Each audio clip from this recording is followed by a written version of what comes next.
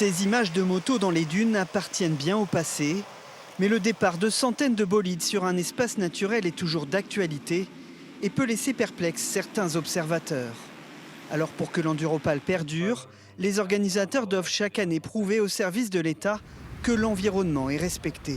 Les affaires maritimes scrutent ainsi les aménagements sur la plage. Il y a des critères de pérennisation du cordon dunaire, c'est-à-dire comme l'a mis en place l'organisateur de laisser le cordon dunaire libre, c'est-à-dire que le public ne puisse pas y accéder. Des sujets sur la pointe du Touquet par exemple, la gestion des déchets, la gestion des hydrocarbures, ce sont des sujets importants. Avant et après l'Enduropal, des relevés sont obligatoires sur la plage et dans la mer.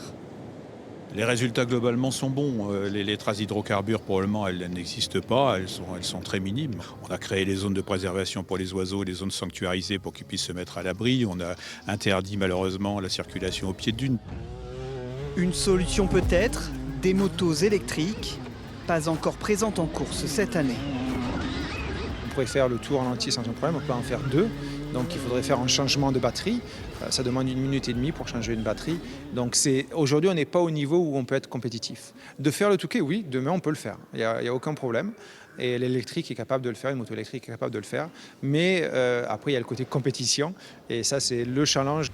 Pour la première fois cette année, un bilan carbone de l'Enduropal sera calculé en prenant en compte les déplacements de spectateurs, principale source de pollution.